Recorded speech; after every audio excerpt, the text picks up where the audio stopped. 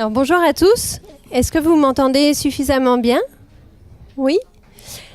Donc merci à tous d'être venus et j'espère que vous n'allez pas avoir trop chaud pendant l'heure qui suit.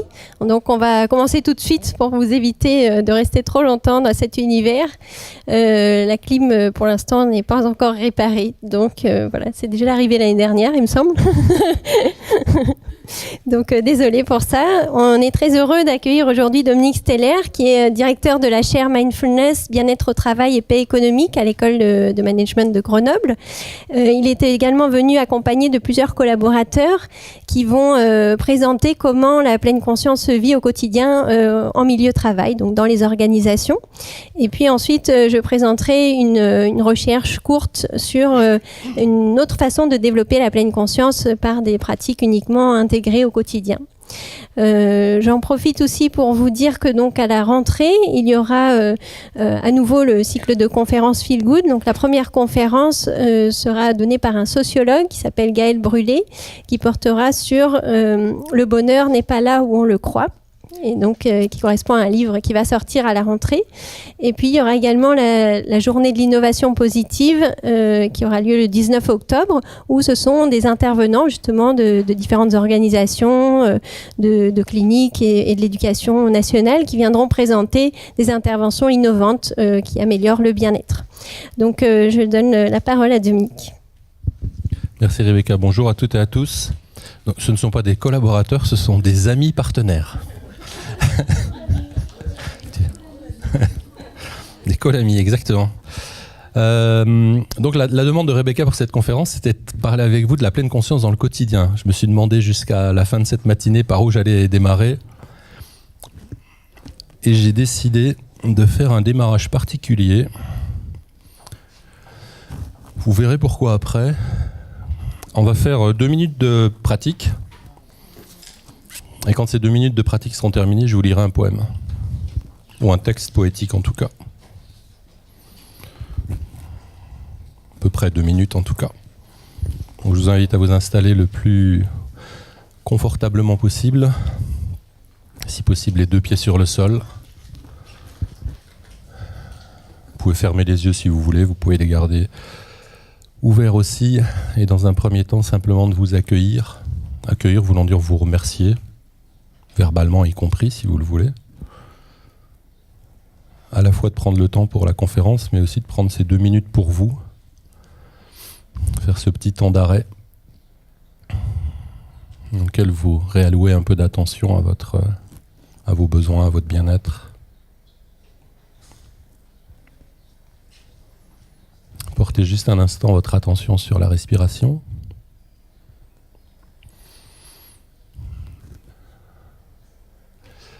Et peut-être essayer voir si vous pouvez ressentir un sentiment de gratitude pour votre respiration, pour votre capacité à respirer, loyale, toujours présente, pour vos poumons qui sont là et qui inconditionnellement travaillent pour vous.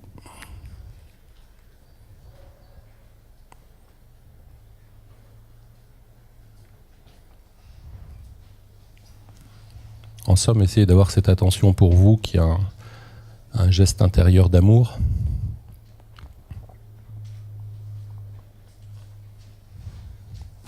Puisque vous êtes au bout du compte la personne la plus pertinente pour vous allouer ça. Je vous laisse revenir tranquillement à la respiration. Si vous voulez garder les yeux fermés pendant la lecture, vous pouvez, mais vous pouvez aussi ouvrir les yeux. C'est comme vous voulez. Je rencontrai Shoa dans la ville du faubourg ouest de Kyoto. Il m'interrogea sur le haikai. Je lui répondis, l'essence du haikai est d'utiliser l'ordinaire tout en s'en libérant. Se libérer de l'ordinaire est des plus difficiles. Shoa comprit et questionna de nouveau. Ce que tu dis, maître, de se libérer de l'ordinaire est profond, mais requiert un prodigieux effort. N'y aurait-il pas un chemin plus aisé pour se libérer de l'ordinaire ? Je lui répondis, il en existe en effet. Lire la poésie chinoise. Il n'y a pas d'autre voie que celle-là. Va retrouver Kikaku, poursuivis-je. Rends visite à Ranzetsu, récite Sodo et accompagne Onitsura. Rencontre ces 4 maîtres de jadis chaque jour.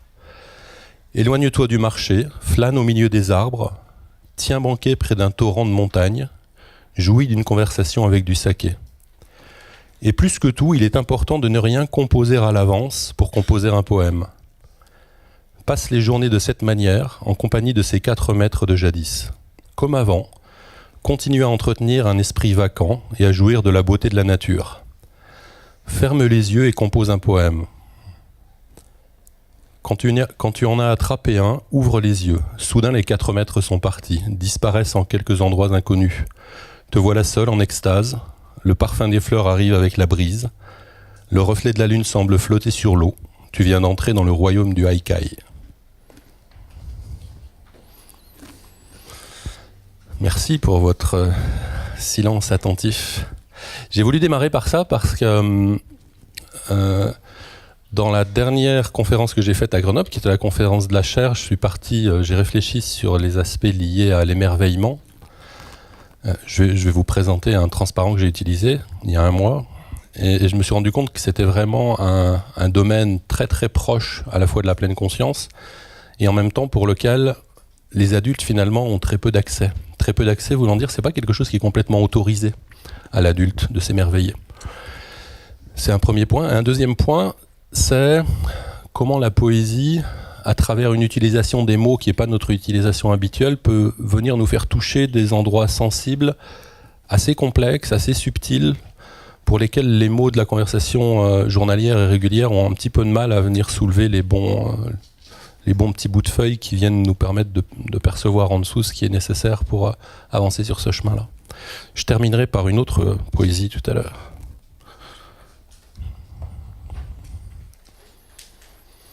Et puis ça me permettait d'introduire ça. Ça que j'utilise depuis quelques mois maintenant, puisque au mois d'avril dernier, je crois que c'est en avril, j'allais à Chambéry pour une conférence avec des médecins du travail et sur le trajet, un monsieur répond à un tweet qui avait été envoyé de l'école sur la paix économique et la pleine conscience. Et ce monsieur me dit ça dans ce tweet. Il me dit voilà, je suis un PDG français de la région de Hong Kong. J'imagine que vous êtes un professeur reconnu sur le bien-être au travail, mais je peux vous assurer d'une chose, si vous voulez faire des affaires, il faut qu'il y ait du sang sur les murs. C'est important parce que c'est présent. C'est important parce que c'est à ne pas juger. Et je vais vous demander pendant les quelques secondes qui suivent, fermez les yeux ou pas si vous voulez, mais où est-ce que ça joue chez vous ? Où est-ce qu'il y a en vous quelque chose qui dit quelque chose de similaire ? Pas forcément aussi violent, pas forcément aussi rude, mais je vais prendre 2 exemples. Il y en a un qui réapparaîtra plus tard. No pain, no gain. Tu gagneras ton pain, la sueur de ton front. On n'est pas là pour rigoler. Puis laissez donc les quelques secondes qui s'écoulent pour venir chercher en vous qu'est-ce qui est en train de dire quelque chose d'un peu similaire à ça. Et comment finalement cette pleine conscience du quotidien, puisque c'est ça le thème, va nous permettre tout doucement d'aller accéder à ces petits lieux qui viennent perturber, qui viennent biaiser, qui viennent flouter notre regard sur la vie, mais qu'on ne regarde plus et qui risquerait en plus de nous faire juger la remarque de ce monsieur, en disant c'est qui lui, c'est qui ce fou qui nous raconte ça. Mais ça, en fait, pour moi qui suis dans une école de management, pour mes collègues qui sont des entreprises, c'est finalement un langage assez commun dans le monde du travail. Assez commun voulant dire, encore une fois, il n'est pas toujours violent comme ça, mais en arrière-plan, il y a des choses qui sont assez présentes. Donc, pour contrer un peu ça, après sa remarque et la conférence qui arrivait d'après, je me suis dit, mince, et l'émerveillement dans tout ça ? Et l'émerveillement dans la pleine conscience. Et comment la pleine conscience va me remettre en contact avec ce qui est beau. Donc, je suis allé questionner Monsieur Google, puisqu'il sait tout, et je lui ai dit, émerveillement. Alors, j'ai essayé de faire une prise d'écran pour le bon chercheur que je suis, encore des fois, en me disant, je vais vous prouver que si vous tapez émerveillement, c'est la première page qui apparaît quand vous cliquez sur image. L'émerveillement chez les enfants, c'est possible, manifestement, puisque quand on tape émerveillement, la première chose qui apparaît, ce sont des enfants émerveillés. Je me suis dit, tiens, c'est pas mal, émerveillement. Qu'est-ce que ça donne si je mets émerveillement et adulte ? Déjà, c'est plus aussi clair. Certes, nous sommes tous encore des enfants intérieurement. On voit bien, grâce à Pierre Rabhi, qu'on a le droit de s'émerveiller, puis à son voisin de droite quand on est enfant. On voit bien qu'on peut nous autoriser à s'émerveiller éventuellement quand on est bien plus vieux. Mais entre les deux, ça commence à être plus complexe. Je me suis dit, tiens, et qu'est-ce que ça donne si on met émerveillement et monde du travail? Et alors là, monsieur Google, il est perdu dans les choux. Est-ce que j'ai le droit de m'émerveiller quand je vais au travail? Manifestement. Bon, il y a bien un coach qui a trouvé un truc à dire en 10 façons de les cultiver. Mais nature, arbres, fleurs, fourchettes, cuisine. Mais personne au travail est en train de s'émerveiller. Dans cette idée de la pleine conscience dans le quotidien, il y a ça, ce que mes partenaires vont raconter tout à l'heure, c'est comment cette pratique-là, de manière journalière, dans le monde du travail, avec des choses aussi simples que ce qu'on est en train de partager depuis tout à l'heure, dans leur côté positif, ou avec des choses aussi simples dans la capacité d'identification de leur versant plus noir, va nous aider à pouvoir réintégrer un petit peu dans ce temps-là, qui est notre temps majeur en tant qu'adulte. Hein. Quand je dis temps majeur, c'est... Si on se laisse embarquer continuellement par la petite pensée de gagner plus pour... c'était quoi la phrase de Sarkozy? Je l'ai perdue maintenant. Travailler plus pour gagner plus, qui reviendrait à dire que quand je gagnerai plus tard, ailleurs, je serai heureux. Malheureusement, plus tard ailleurs heureux, ça veut dire que ça va être le week-end prochain, mais le week-end prochain, comme je suis un petit peu tendu parce que j'ai pas vu ma femme toute la semaine ou parce que le lundi prochain il y a une réunion, le week-end va se dérouler et je serai pas content. Et si tout se passe bien, arrivé à 50-55 ans, je finirai aussi par me dire vas-y, accroche-toi encore 10 ans et tu verras, après ça sera super. Mais ça veut donc dire que le temps s'écoule et que je passe mon temps à me dire aïe, c'est pas très sympa, il y aura sûrement un autre moment sur la planète, ça ira. Alors, j'ai décidé dans la conférence d'enchaîner tout un ensemble de petites choses, comme ça, quand je me suis posé la question de comment je réponds à la question du quotidien, je suis allé chercher des idées, des petits trucs qui apparaissaient.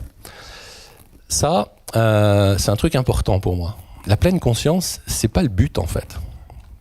L'objet, c'est pas être pleinement conscient. L'objet, c'est ce dont on vient de parler avant. C'est comment je fais pour réintégrer ma vie, réinvestir ma vie du mieux possible, recréer du lien avec moi, avec l'autre, avec mon travail, avec ma société, pour au bout du compte avoir une vie qui a un minimum de sens et qui permet de contribuer à quelque chose d'un peu plus grand que moi.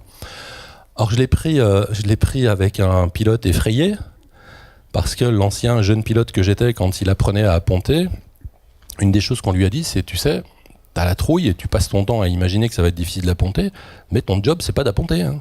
Apponter, c'est juste revenir à la fin de la mission. Ton job, c'est la mission. Et ben, si ça peut vous aider à retenir la chose, c'est la même chose. Notre job, par rapport à la pleine conscience, c'est pas la pleine conscience, c'est pas d'apponter. Notre job, c'est qu'est-ce qu'on fait de cette chose-là pour pouvoir ensuite la réintégrer dans notre quotidien et en faire quelque chose qui va réellement contribuer à ce qu'on a à faire quand on est ici parmi les autres. Autre petit lieu intéressant. Il y a 15 jours maintenant, j'ai fait une conférence à la chaire Edgar Morin à l'ESSEC. Et comme j'ai décidé il n'y a pas longtemps de lire la Bible dans son ensemble, parce qu'à force de lire du bouddhisme, je me suis dit il y a peut-être quand même des choses intéressantes dans la Bible, j'ai eu un coup de bol incroyable que vous allez découvrir ici, c'est que c'est super de démarrer une conférence à l'ESSEC en tombant sur un mot dans la Bible qui s'appelle ESSEC. Puis ce mot, il avait un sens assez particulier, je vous laisse lire le texte pendant que je parle un peu. C'est qu'en fait le texte parle de quelqu'un qui réussit, qui fait des affaires, qui marche bien, qui commence à susciter de la jalousie, qui commence à susciter du conflit, qui va aller jusqu'à la querelle ou à la dispute. Et cet endroit-là va m'intéresser, le puits de la querelle ou le puits de la dispute, qui s'appelle ESSEC dans la Bible, c'était drôle donc pour ça. C'est que finalement, est-ce que l'une des compétences les plus aiguës qu'on va pouvoir développer à travers la pleine conscience, c'est notre capacité, ça ne serait pas notre capacité à la disputation, à travers le discernement, notre capacité à pouvoir nous rendre compte de ce qui est en train de se dérouler et de faire face à toutes ces situations dans lesquelles on a un petit peu du mal à fonctionner correctement. Si vous regardez les travaux qui ont été faits pendant très longtemps sur la pleine conscience, c'est certainement encore le cas. La question principale que posent ces travaux, c'est comment j'utilise cette pratique pour tenter d'aller mieux. Ce qui a fini par m'agacer dans la façon dont certaines entreprises le saisissent, parce qu'elles créent un lien de corrélation directe entre les deux, alors que si on regarde bien ce qui est dit, ça serait plutôt quelque chose qui dit comment je pratique pour me rendre compte de mes stratégies, ce qui me permettra de bouger mes stratégies qui me feront aller mieux. Donc moi je suis en train de vous parler de ce qui se passe au milieu. comment est-ce que la pleine conscience va me permettre de créer en moi un puits de la dispute au sens, encore une fois, du bon côté, de la disputation, qui va me permettre ici, dans cet intérieur, à côté de ce puits, de venir questionner ce qui est en train de se passer, y compris des fois de façon assez virulente, assez tenue, parce qu'il y a peut-être bien des mécanismes ou des endroits où mon esprit, mon mental essaie de m'embarquer et vers lesquels je n'ai pas envie d'aller du tout.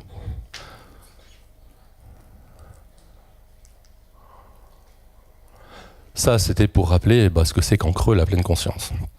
Mais j'en avais besoin, parce qu'on parle du quotidien.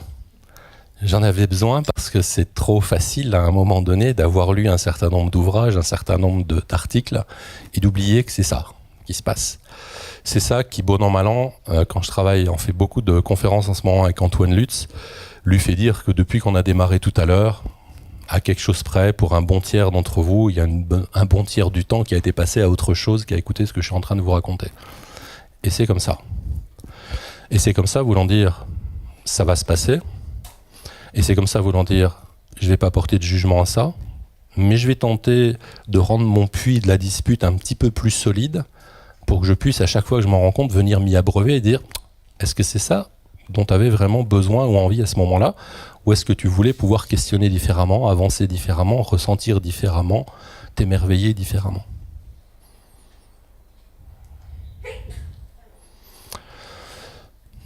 Cette présentation, c'est un petit peu la suite. C'est un raccourci des travaux de Kahneman, l'économico-psychologiste, psychologist, qui à un moment donné dit mais en fait on a deux grands systèmes de prise de décision qu'il a appelé système 1, système 2. Généralement moi j'y cale un troisième parce que dans les travaux sur l'expertise, on en cale un troisième, je vous prends un exemple après.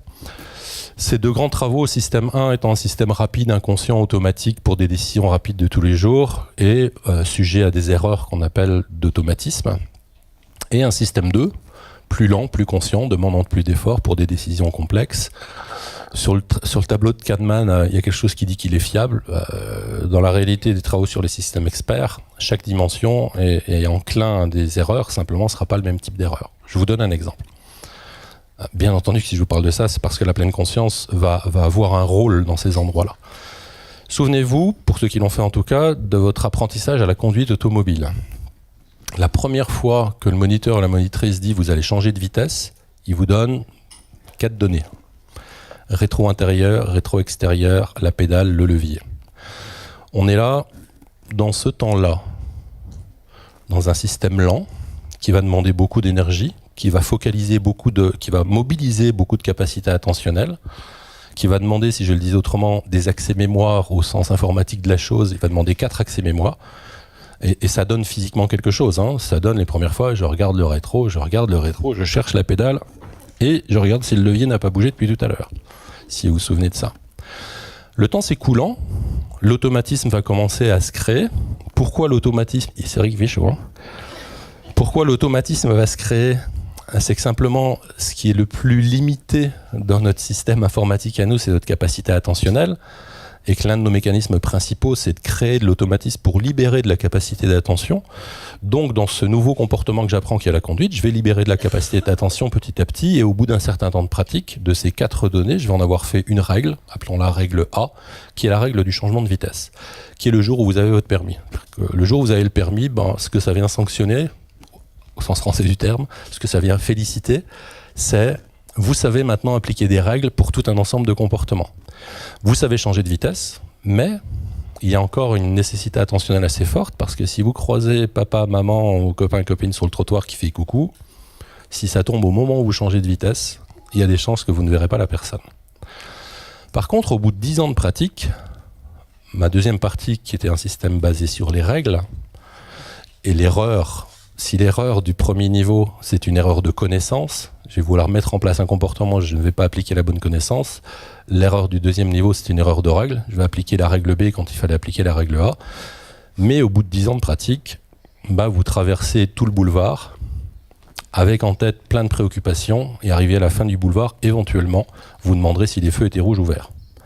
Si le conditionnement a été bien fait, les feux étaient verts. Mais malheureusement, comme tout conditionnement, il est enclin à l'erreur Et le risque, c'est que de temps en temps, vous passiez alors que le feu était rouge. Il y a une autre façon de s'en rendre compte de ça, c'est si vous roulez tout le temps en France et tout à coup vous partez, je vais prendre les États-Unis parce que c'est un bon exemple, et que le feu n'est plus à l'endroit où vous arrêtez, mais il est au milieu, voire de l'autre côté de la route. Et là, vous vous arrêtez au milieu des carrefours, voire vous ne vous arrêtez pas parce que de toute façon, il n'y avait pas de feu, donc j'avais pas de raison de m'arrêter, monsieur l'agent. Tout ça, c'est à la fois des dysfonctionnements, sont à la fois des lieux dans lesquels, je pourrais dire, il y a une perte de cette dimension de pleine conscience. En même temps, vous entendez bien, et c'est ça une partie du message que je veux donner, que c'est nécessaire. Parce que si vous étiez dans un mode 1 tout le temps, ça dysfonctionnerait complètement, vous ne pourriez pas avancer. Mais surtout, ça va nous amener à la suite. Parce qu'une fois que ces conditionnements s'est mis en place, j'ai piqué ça, non pas à Changeux, mais à Antoine Lutz, ça va provoquer ces connexions neuronales là. Vous avez dans le réseau vert le réseau d'activation nécessaire quand on est dans le premier mode, dans le mode plutôt conscient. Donc une nécessité à aller mobiliser un réseau large de neurones pour pouvoir mener une action un petit peu plus consciente. Vous imaginez bien que si je n'ai pas un temps de pratique suffisant d'un comportement particulier quel qu'il soit, en l'occurrence des pratiques de pleine conscience, c'est ça que je vais aller mobiliser. C'est-à-dire ce que j'évoquais tout à l'heure, un réseau qui va fonctionner, mais qui va nécessiter énergie, qui va nécessiter effort, et qui à un moment donné, ça n'est pas très fonctionnel. Parce que ça veut dire quoi ? Ça veut dire que si vous tentez de pratiquer, mais que le chat passe devant vous, les yeux vont saisir le chat, et puis la pratique, elle est terminée. Que la fourmi vous grimpe sur le genou, ça va chuter sur le genou, vous allez gratter le genou, et la pratique est terminée. Alors je ne vous parle pas des tensions relationnelles, familiales, professionnelles, qui, elles, viendront perturber beaucoup plus. L'intérêt de la pratique va être de provoquer ça, c'est-à-dire des systèmes plus en dessous, plus inconscients, beaucoup plus puissants, beaucoup plus rapides. Mais ceci va m'amener au transparent suivant. C'est qu'une fois que j'ai créé ces mécanismes, qui sont devenus plus puissants, plus rapides, et qui vont être nécessaires d'une certaine manière dans ma pratique de pleine conscience pour que j'ai quelque chose qui s'ajuste un petit peu mieux, sinon je reste dans un modèle où j'ai lu un livre et je crois que j'y arrive à faire parce que j'ai lu le livre, donc je vais avoir besoin de cet automatisme-là. Comment je vais faire pour pouvoir quand même garder une conscience témoin ? Vous me suivez ? J'ai dû provoquer un entraînement long pour devenir plus efficace d'un côté, mais j'ai quand même besoin de pouvoir rester encore présent d'une certaine manière. Ça, c'était juste pour dire voilà comment ça se passe. La réponse arrivera plus tard. C'était un des comment ça se passe. Vous êtes à l'école primaire, vous êtes à votre bureau, et l'instituteur dit qu'il va au tableau.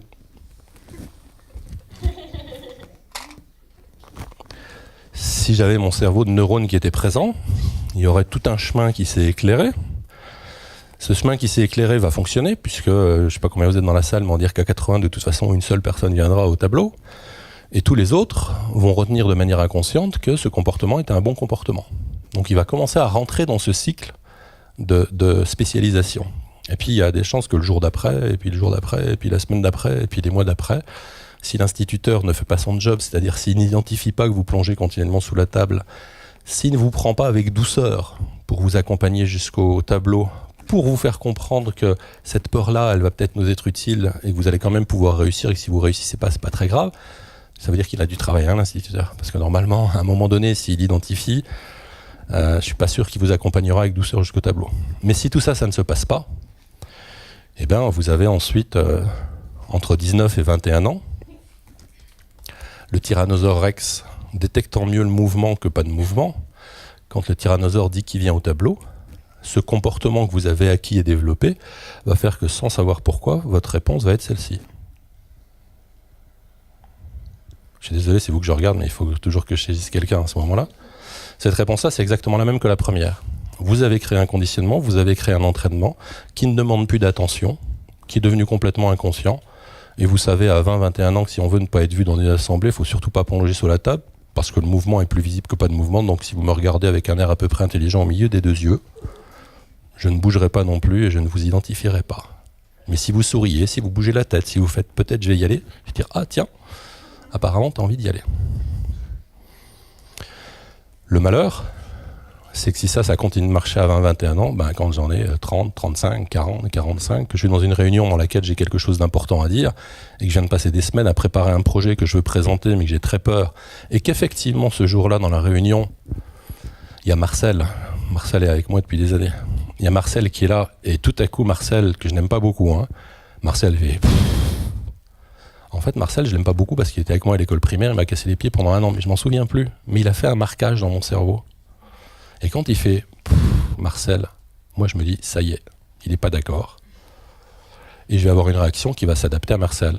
Soit je suis sur un mode plutôt d'évitement, je vais quitter la réunion, énervé, agacé, en claquant la porte. Soit je vais lui dire, t'as raison Marcel, en fait je me suis trompé, je vais changer ma présentation, alors que Marcel n'avait encore rien dit, il ne sait même pas de quoi je parle, il n'était pas que moi dans la réunion. Enfin, je veux dire, son cerveau était ailleurs.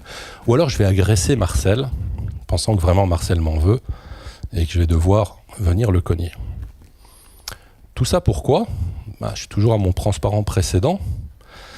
Parce que il va falloir que j'apprenne quelque chose de très présent à la pleine conscience et que je vais questionner un tout petit peu, c'est lâcher prise. Et lâcher prise sur ça. Qui c'est ce con qui agite la boule tout le temps ? Et qui fait qu'à un moment donné, je n'arrive pas à décrocher, à lâcher prise, je vais prendre ce mot-là, mais maintenant je vais l'inverser un peu, je n'arrive pas à résister. Ça a été une excellente discussion pour moi avec Antoine Lutz. Donc pour ceux qui ne le connaissent pas, je le redis, Antoine Lutz, c'est un chercheur qui travaille toujours sur la pleine conscience, qui est maintenant à l'INSERM à Lyon. Et Antoine, dans une conversation de voiture, parce qu'on partait à une conférence et on est en voiture à cause des grèves SNCF, Antoine me dit, mais en fait, ce qu'il faut, face à ces mécanismes qui se sont automatisés, c'est apprendre à résister. Et la première chose qui m'arrive quand il dit apprendre à résister, c'est que je résiste.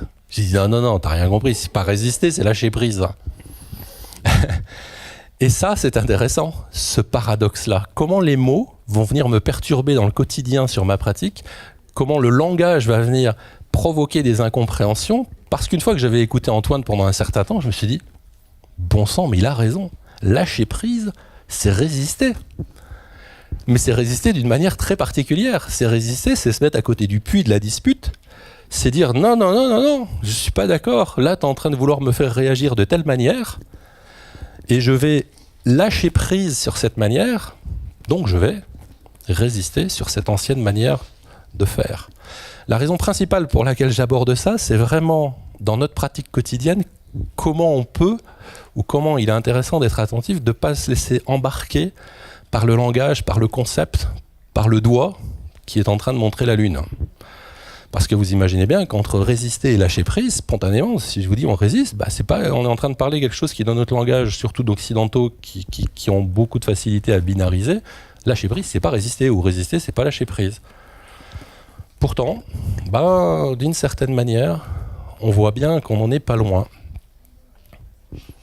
Et que résister peut tout à fait être créatif. Et puis, de résister à lâcher prise, ça m'a amené à l'un des mots-clés qu'on retrouve dans les définitions de la pleine conscience, c'est qu'est-ce que c'est que l'acceptation ? Qu'est-ce que c'est qu'accepter ? Les premières fois, j'ai parlé d'accepter dans des entreprises, on va dire, attends, n'importe quoi, moi je suis un guerrier, accepter ça veut dire laisser tomber, il est hors de question que je laisse tomber. Qu'est-ce que c'est qu'accepter, si vous revenez à résister ? Est-ce qu'accepter, c'est abandonner ? Je pourrais y répondre oui, je pourrais y répondre non. Moi, spontanément, je réponds oui. Accepter, c'est le petit bonhomme qui est en bas à droite. Je suis dans cette réunion, l'autre est en train d'être contre moi sur les faits, en plus il le fait d'une manière qui me rend angoissé et en colère. Ce qui est dans mon assiette, c'est ça. Et ça, c'est quoi ? C'est bien quelque chose qui dit je suis auprès du puits de la dispute, mais à côté de ce puits de la dispute, je suis obligé de lever les bras au sens de la reddition pour me rendre à l'évidence que ce que l'autre est en train de dire, que ce soit intelligent ou pas intelligent, c'est en train de me blesser, c'est en train de me mettre en colère. Accepter, c'est vraiment cet abandon-là, cette reddition-là. Par contre, c'est super intéressant d'entendre si en moi, quand je vous dis reddition ou abandon, il y a quelque chose qui résiste. Ça, c'est intéressant, ça crée un autre lieu de puits de la dispute. La phrase du Dalai Lama, elle était pile poil dessus. Je suis tombé dessus ce matin, donc j'étais super content. Accepter, ce n'est pas se résigner, mais rien ne vous fera plus perdre d'énergie que de résister face à une situation que vous ne pouvez pas changer. C'est en ça, tout à l'heure, que je vous disais, c'est bien dans cette pleine conscience au quotidien de se rendre compte que tous les mots et toutes les phrases peuvent être vus de différentes manières, y compris dans leur opposé exact. Parce que je suis quasi persuadé que s'il était avec nous, le Dalai Lama, quand il dit accepter, ça n'est pas se résigner, si moi en face je lui disais accepter, c'est se résigner, à mon avis, il me dirait oui, accepter, c'est pas se résigner, c'est plus dynamique que ça, mais accepter, c'est bien se résigner et c'est abandonner à ce qui est présent. Je voudrais juste prendre un tout petit peu pour mettre le doigt sur le langage. Comment est-ce que les règles de logique que nous avons créées dans notre culture, sur lesquelles je reviendrai tout à l'heure en essayant de ne pas me perdre, et comment l'utilisation des mots qu'on a et les projections qu'on a dans ces mots et ce qu'on est en train d'attendre d'une pratique particulière peut venir perturber la réelle expérience qu'on est en train de vivre quand on pratique.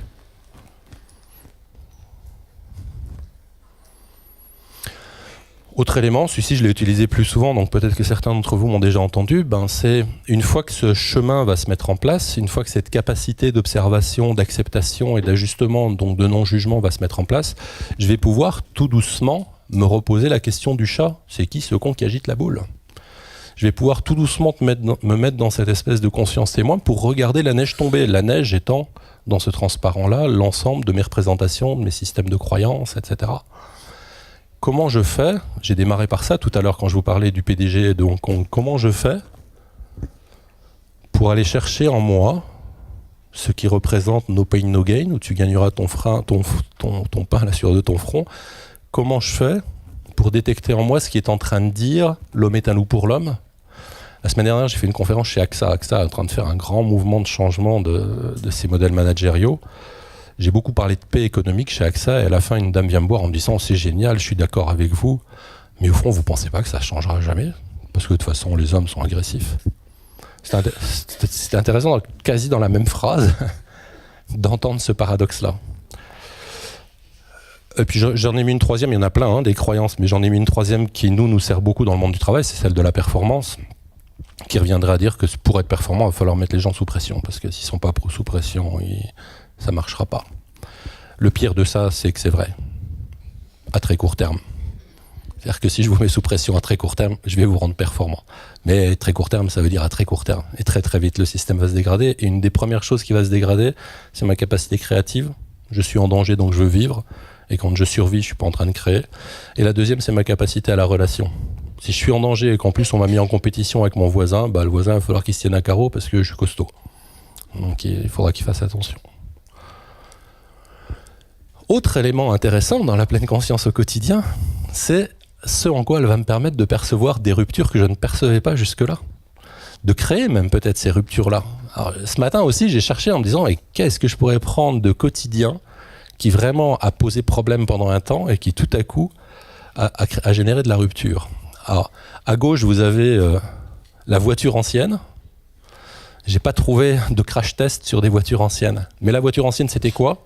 C'était une représentation de la vie et de la sécurité automobile qui disait pour qu'une voiture soit sécuritaire, il faut qu'elle soit la plus solide possible. Et pendant, 50, 60, 70 ans, on a créé des voitures de plus en plus solides. Et qu'est-ce qu'on crée en créant des voitures de plus en plus solides ? On crée un super shaker, parce que quand tout à coup quelqu'un avait un accident, la voiture elle n'avait pas bronché, comme le tank, mais vous à l'intérieur, les accélérations avaient pris. Et tout à coup, quelqu'un a créé la rupture, il a dit non, il ne faut plus des pare-chocs en acier qui ne bougeront pas, il faut des automobiles totalement déformables qui permettront à la personne à l'intérieur de ne pas subir la violence du choc et de la décélération. Ça, c'est pour prendre un exemple concret de ce petit lieu particulier de la pleine conscience qui dit elle va me permettre aussi d'aller vers des ruptures, elle va me permettre de créer ces changements de paradigme que je ne perçois pas quand je ne laisse pas ces systèmes ouverts. Là aussi, je pourrais vous dire, cherchez en vous ce qui est présent, qui résiste encore. Parce qu'il y a une chose qui résiste avec ça, c'est qu'aujourd'hui, vous regardez un accident sur la route, un accident, un petit impact, la moitié de l'avant de la voiture est arrachée, et tout de suite la personne dit « ces bagnoles, dans le temps, elles étaient quand même beaucoup plus solides ». Il y a toujours résistance, il y a toujours projection sur la voiture n'est pas suffisamment solide. Ça, je ne suis pas sûr que je vais m'y embarquer, mais c'était pour vous dire, si je pousse encore un peu plus loin, au-delà des ruptures, ce en quoi va m'aider dans le quotidien la pratique de la pleine conscience, c'est ma capacité à ingérer du paradoxe, à le laisser vivre, sans forcément d'ailleurs le questionner, c'est-à-dire sans le mentaliser, sans tout à coup me dire mais pourquoi? Vous savez, ce mais pourquoi qui fait qu'on déprime au bout d'un certain temps. C'est-à-dire le mais pourquoi auquel de toute façon vous n'aurez pas de réponse, mais le pourquoi va tourner. Comment je suis capable d'aller chercher un paradoxe, de l'identifier, de me rendre compte que c'est là, et que si j'essaye de le résoudre, de toute façon, je n'arriverai pas à le résoudre. Dans les paradoxes, ça c'est une image, il y en a plein d'autres. Vous savez, ces images où vous pouvez la prendre comme vous voulez, vous tournerez en rond, on continue, mais vous ne trouverez pas le point de départ, vous ne trouverez pas la sortie. Je vais vous donner un exemple, j'ai cherché aussi ce matin quel petit exemple de paradoxe je pourrais prendre. C'est notre grande difficulté à exprimer d'un côté et à entendre d'un autre côté les émotions. Je suis votre patron et je vous donne une nouvelle mission, un nouveau poste. Ce qui va certainement se passer à l'intérieur de vous, c'est une espèce d'oscillation quasi antinomique entre de la joie, de l'excitation, de l'envie et de la peur, de l'inquiétude et tout ce qui va avec.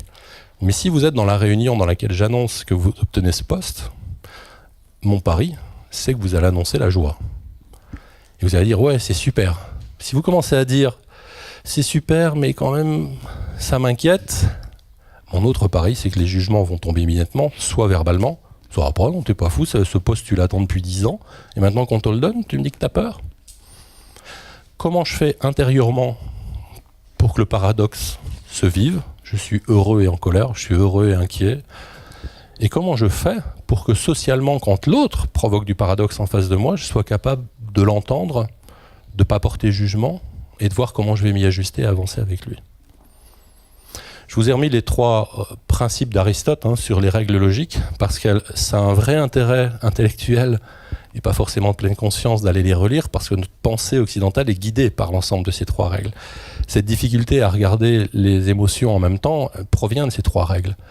Notre difficulté à accepter un pare-choc qui encaisse les chocs plutôt que nous provient de ces 3 règles. Ce qui est super intéressant par rapport à la pleine conscience, c'est à côté de celle-ci d'aller regarder le tétralemme de Platon ou d'aller regarder les règles logiques bouddhiques. Et vous verrez que la différence fondamentale entre les règles aristotéliciennes et les règles de la logique bouddhique, qu'on va retrouver dans la pleine conscience, c'est justement l'acceptation du paradoxe. Une chose peut être A et B en même temps. Dans le tir exclu, c'est A ou B. Si vous êtes A, vous n'êtes pas B. Si vous êtes B, vous n'êtes pas A. Donc quand je suis en réunion, si je dis je suis heureux, je ne peux pas en même temps être en colère. Si je dis tu as raison sur ce point-là, il faut qu'on y travaille, je ne peux pas en même temps dire dans la seconde qui suit, mais je ne suis pas d'accord avec toi. Pas possible. Ça va provoquer chez nous des choses qui ne sont pas vivables. On en est où? Mon timing? 5 minutes. Parfait. 5 minutes pour laisser de la place au témoignage. Parfait. Alors ça vient d'une réunion de ce matin. Pendant la réunion avec des Suisses, il y a un élément qui est revenu parce qu'on parlait des paradoxes et on parlait de la notion d'effort. La notion d'effort, elle est intéressante dans la pleine conscience. Comment je peux réussir ce jeu paradoxal de la pleine conscience va s'installer si je fais effort, sans effort? Je suis désolé, mais d'un point de vue verbal, je ne sais pas faire mieux. Mais il y a bien dans cette pratique-là quelque chose qui est de cet ordre-là. Et qui donc, en amont, va être de ma capacité à accepter ça, sans même forcément chercher ce que ça veut dire complètement, mais il va bien y avoir un effort à mettre en place pour que l'entraînement se joue. Mais plus je vais y mettre d'effort, plus ça va être compliqué. Cet effort va devoir se jouer dans un sans-effort qui permettra au conditionnement et à la pratique d'aboutir à des capacités qui seront différentes.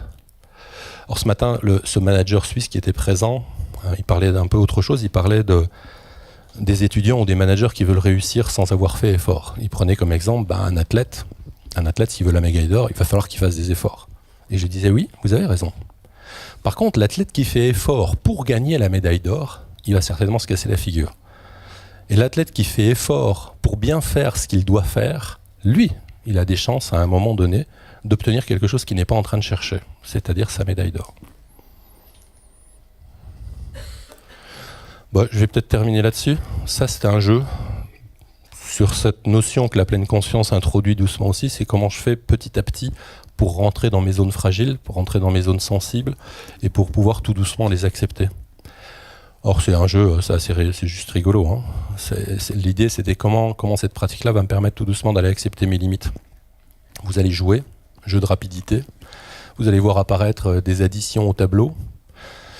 Je vous demande de faire mentalement ces additions. Vous démarrez par la première addition qui sera à gauche, 1 plus 2 plus 3 égale 6. Vous la laissez de côté, vous passez à la deuxième, 1 plus 2 plus 3 plus 4 égale 10. Vous la laissez de côté, vous passez à la troisième, et vous allez comme ça jusqu'à la dernière. Quand vous avez fini, vous levez la main, on verra qui a terminé le premier.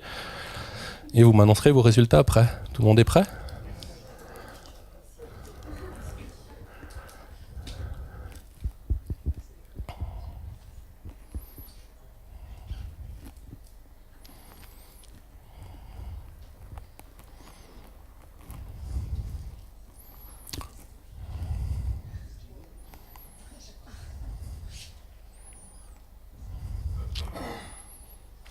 C'est bon? Les mains ne se lèvent pas, j'imagine que vous avez terminé.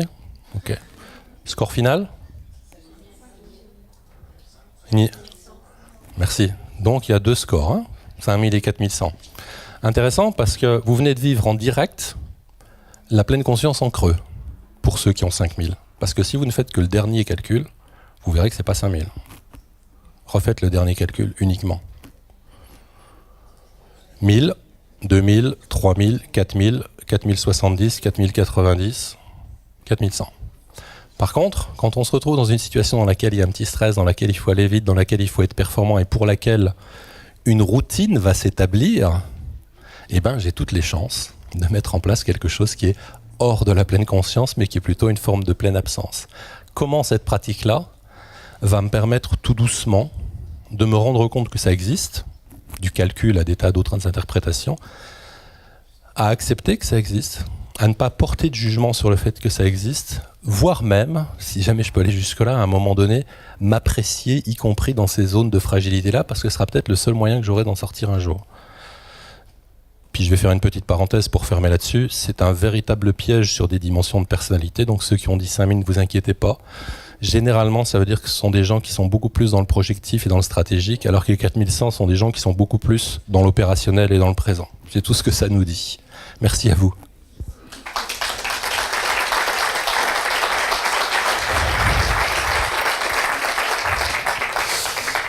Donc je vais inviter Laurence Commandeur d'HPE et Stéphane Vassard de Teledyne 2V, 2 sociétés qui sont partenaires de la chaire, à qui j'ai demandé au pied levé, très récemment, êtes-vous prêts à venir témoigner avec moi dans cette conférence qui va parler de pleine conscience au quotidien? Merci beaucoup à tous les deux.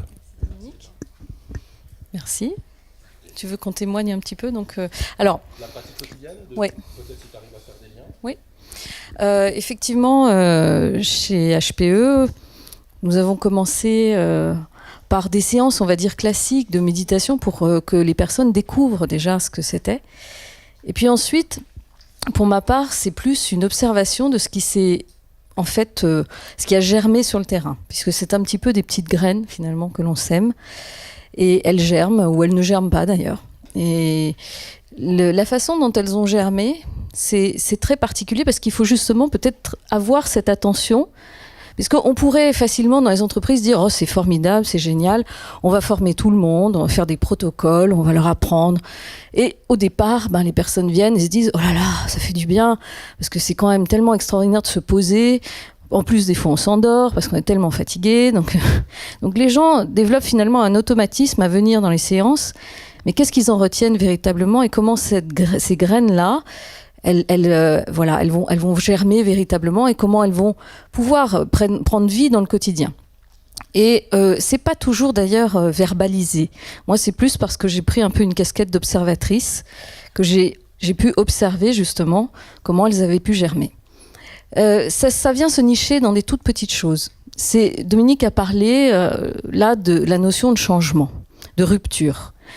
C'est à un moment donné de voir des gens qui sont effectivement pris dans des automatismes. Ils arrivent le matin, ils prennent le café, ils ont toujours les mêmes collègues autour d'eux.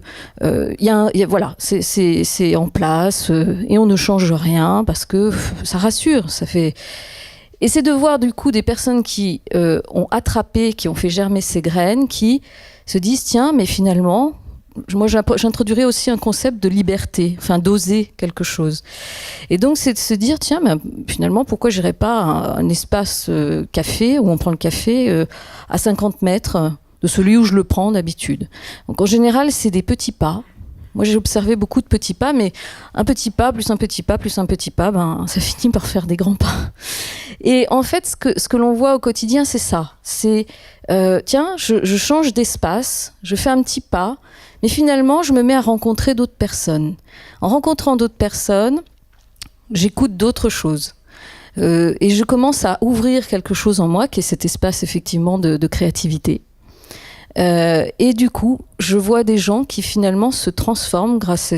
C'est des formes de pratiques quotidiennes, hein, mais qui se sont transformées aussi bien dans leurs actions que dans leur physique. C'est-à-dire que ça enclenche très profondément des changements. Et du coup, je les ai vus changer. Et quand je les croise, alors comment je note aussi, c'est « Ah non, j'ai arrêté le café, j'ai arrêté le Coca-Cola, j'ai arrêté toutes les choses qui faisaient finalement que j'étais pris dans ces automatismes parce que tous les midis, je prenais une canette de Coca-Cola et voilà. » Et en fait, on voit que ça a vraiment une action aussi sur leur santé. C'est une action sur leur relation à l'autre. Parce que ça crée une ouverture dans la relation où effectivement, ce que tu dis, c'est aussi peut-être de dire « Je vais oser... dire ce que je pense, sans avoir peur, justement, d'être dans une dispute. Je vais aller au-delà de ça. Et je vais le dire tellement calmement, parce que ça rejoint le lâcher-prise, parce que finalement, je suis aussi peut-être dans mon bien-être, de pouvoir exprimer ce que j'ai envie d'exprimer, qu'ils s'aperçoivent qu'effectivement, ça change leur relation à l'autre.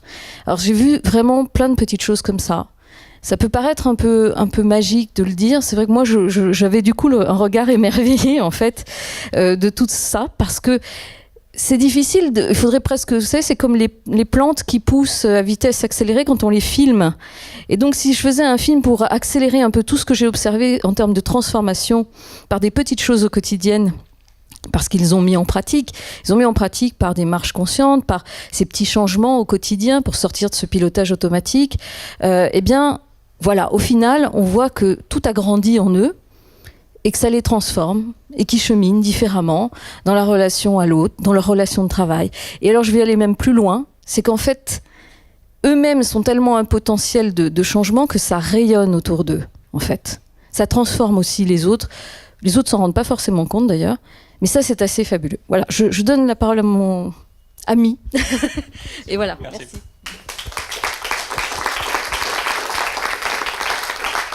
Bonjour, donc Stéphane Vassard, effectivement je travaille chez Teledyne 2V à Saint-Égrève en tant que responsable d'unité de production.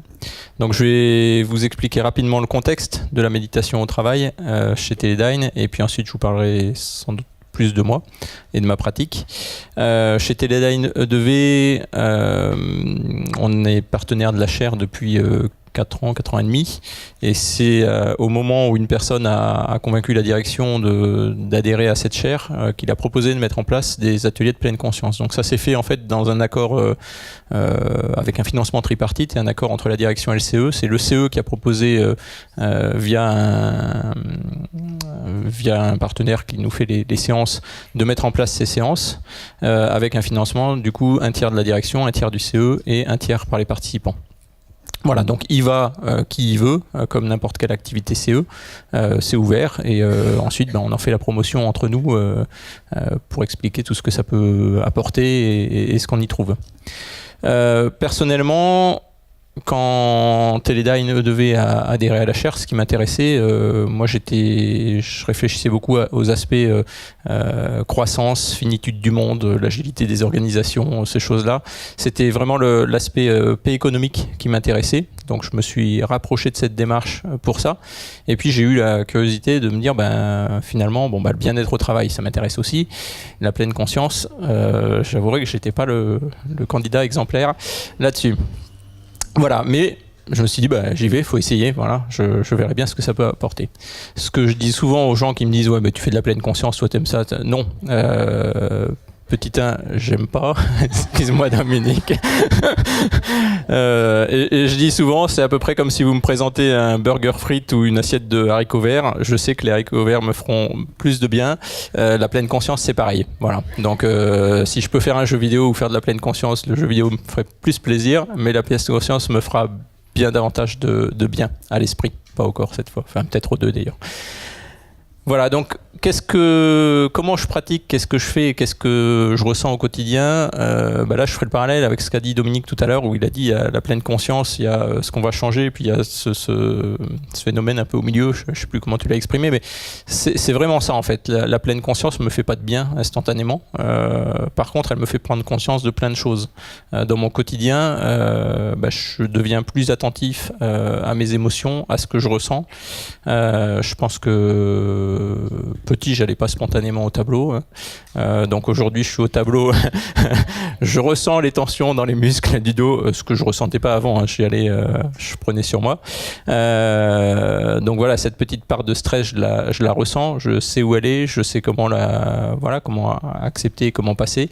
Du coup, dans le quotidien, je dirais que c'est vraiment ça. C'est prendre conscience de ce que je ressens, prendre conscience de mes erreurs parfois, ou de mes automatismes, de mes croyances. Dominique a parlé aussi des croyances. C'est vrai que la pleine conscience dans ce que ça va nous ramener comme pensée, tout ce qu'on va imaginer dans certaines situations, je dirais que c'est des automatismes de vigilance ou de signaux d'alerte qui se mettent en place, où d'un seul coup je prends conscience que je suis en train d'agir par habitude, donc de commettre parfois des erreurs même de management. Hein. Aujourd'hui typiquement ça pousse, mais c'est encore tout petit, je dirais. Du coup, je prends conscience des erreurs, ça me facilite aussi ma capacité à aller dire j'ai fait une erreur, à aller revoir mes collaborateurs ou aller revoir des collègues en leur disant j'ai gaffé, voilà, parce qu'aujourd'hui j'en suis conscient. Certains aussi m'interpellent en me disant mais tu fais de la pleine conscience, donc le management avec toi ça devrait être nickel quoi, tu devrais pas nous faire des choses comme ça. Si par contre observez, je viens vous le dire après, je viens en discuter, je viens voir comment on aurait pu faire autrement, comment j'aurais pu faire autrement. Voilà, donc ça résout pas tout, c'est un long chemin, parce que ça fait maintenant 3 ans que je pratique de la pleine conscience. Alors c'est encore une assiette de haricots verts, hein, donc j'en mange pas tous les jours, hein.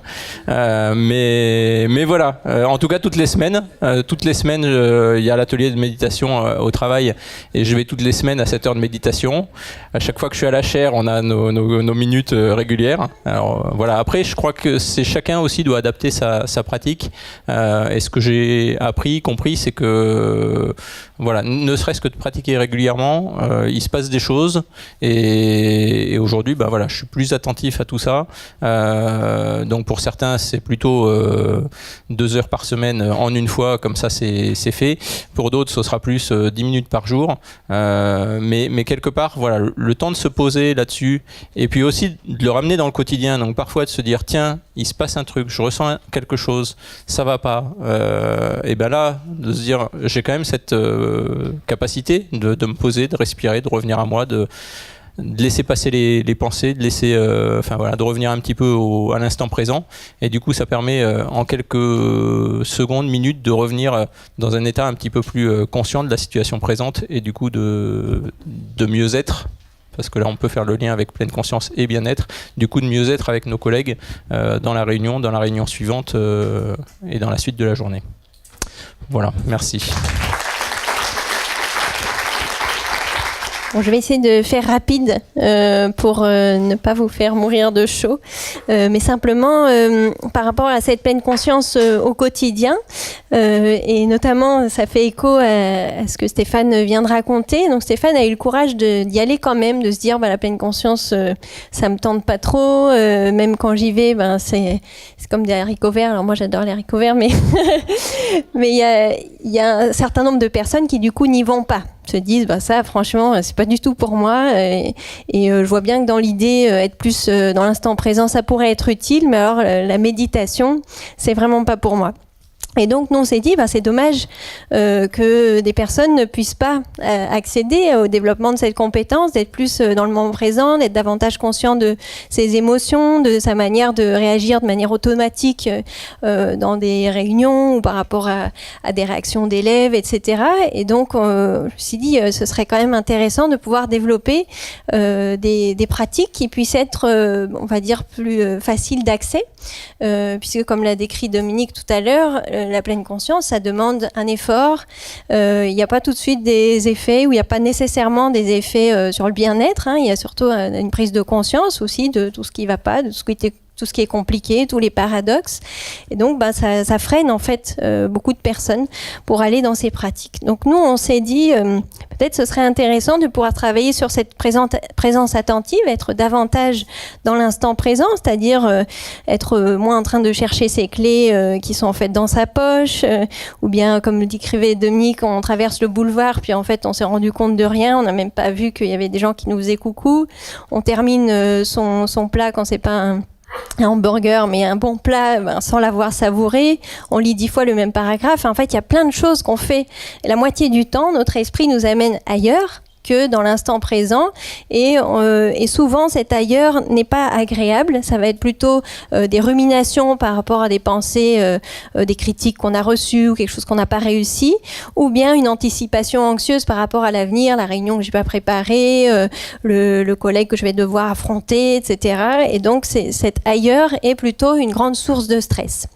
Ce qu'on constate aussi, c'est qu'on a un environnement qui est peu favorable, avec une augmentation de l'information qui est transmise, une augmentation de différents parasites, on va dire, qui font qu'on a toutes les chances de partir ailleurs encore plus avec les temps qui courent. Et donc, ça nécessite vraiment un entraînement de revenir à l'instant présent. Et donc les pratiques de méditation telles qu'elles ont été présentées ou telles que vous avez pu l'expérimenter tout à l'heure, elles nous invitent à entraîner notre mental, entraîner notre attention à revenir simplement dans l'instant présent. Et donc la définition qu'on utilise souvent, c'est celle de Jon Kabat-Zinn, donc porter son attention intentionnellement à l'expérience qui se déroule moment après moment et sans porter de jugement.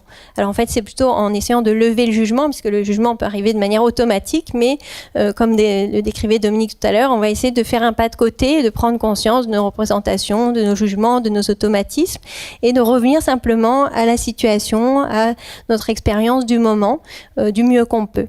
C'est un champ de recherche qui est en pleine expansion, donc avec actuellement plus de 1500 articles qui sortent par an en neurosciences cognitives et en psychologie. Et donc, il y a un certain nombre de pratiques, de programmes qui ont été validés. Donc, les entreprises qui ont présenté un témoignage tout à l'heure sont des entreprises qui ont bénéficié de ces programmes, donc notamment le MBSR ou le MBCT, qui sont habituellement proposés en format de 8 séances de 2 heures à raison d'une fois par semaine, avec des pratiques à faire à domicile. Et donc ces pratiques, elles nécessitent un effort, elles nécessitent une case dans l'agenda, c'est-à-dire ce qui est demandé souvent dans ces programmes, c'est 45 minutes de pratique par jour, 6 jours sur 7. Et là, on est heurté en fait à un certain problème. Moi, je pourrais vous photographier mon agenda, je ne vois pas bien où j'ajouterais les 45 minutes, mais ça se complique encore plus quand on devient parent. Moi, je travaille sur le burn-out parental, et les parents qui ont déjà l'impression qu'ils n'ont pas le temps d'aller aux toilettes ou de manger, si on leur dit essayez de trouver 45 minutes dans votre journée pour pratiquer, tout de suite ça les angoisse et ils n'y vont pas. Ils ne souhaitent pas s'inscrire sur ces programmes, ils ne voient pas comment ça pourrait être accessible pour eux.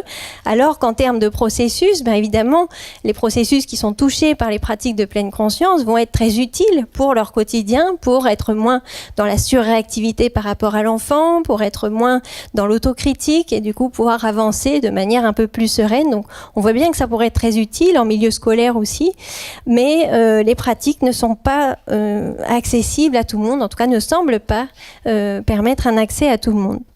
Donc, on s'est intéressé, donc ça c'est les programmes aussi pour enfants et adolescents, on s'est intéressé à réfléchir au fait que peut-être on pourrait proposer uniquement des programmes basés sur les pratiques informelles qu'on a aussi dans le programme classique, le MBSR, le programme de pleine conscience classique de gestion du stress. On a aussi ces pratiques informelles, par exemple marcher en pleine conscience, manger en pleine conscience, parler en pleine conscience. On a ce type de pratiques, mais on a en plus ces pratiques formelles à intégrer dans le quotidien. Et on s'est demandé si on pouvait avoir une efficacité en proposant aux personnes uniquement le versant pratique informelle, c'est-à-dire pendant une semaine, on leur propose par exemple d'être attentif au toucher. Donc quand vous prenez votre douche, quand vous épluchez les légumes, quand vous serrez la main de quelqu'un, quand vous vous asseyez devant l'ordinateur, donc simplement être au contact de ce que vous touchez, la fraîcheur de la table, la douceur du stylo, pour vous aider à revenir dans l'instant présent et prendre conscience des automatismes qui arrivent habituellement et pouvoir se dire, donc retrouver cet espace de liberté qui consiste à se dire, est-ce que ce comportement automatique c'est souhaitable ou est-ce que j'aurais plutôt besoin d'autre chose ou envie d'autre chose. Donc ce programme s'appelle FOVEA.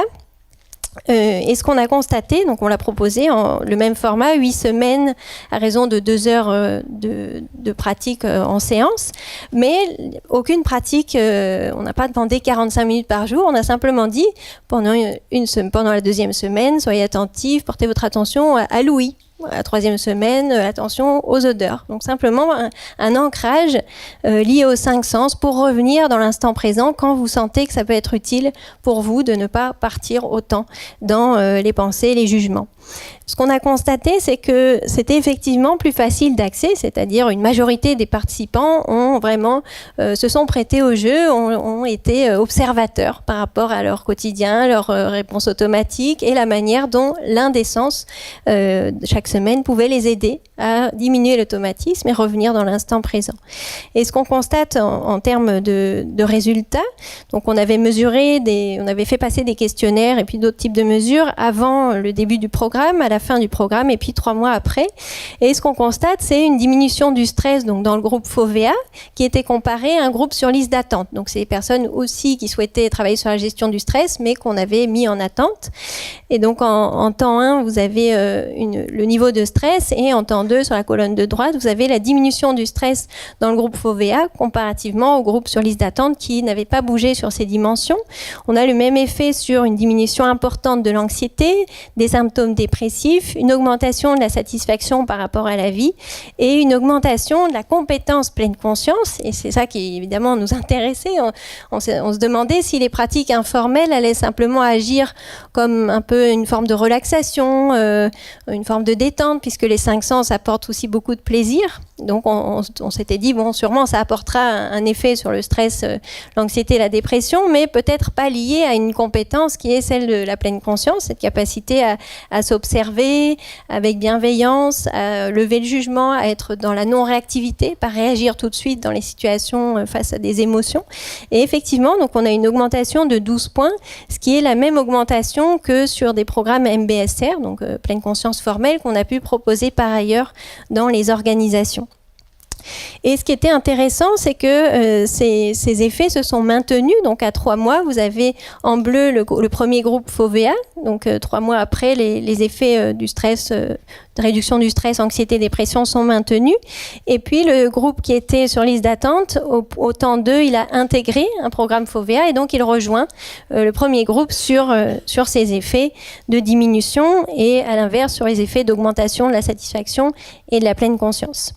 Et en fait, ce qui nous intéressait en tant que chercheurs, mais je vous le transmets quand même, c'est que tous les effets qu'on a observés passaient par une augmentation de la pleine conscience. Donc, c'était pas lié à un effet du plaisir des 5 sens, c'était pas lié à un effet de relaxation, mais c'était vraiment cette idée que j'arrive à diminuer les automatismes, la surréactivité, le jugement à travers ces pratiques.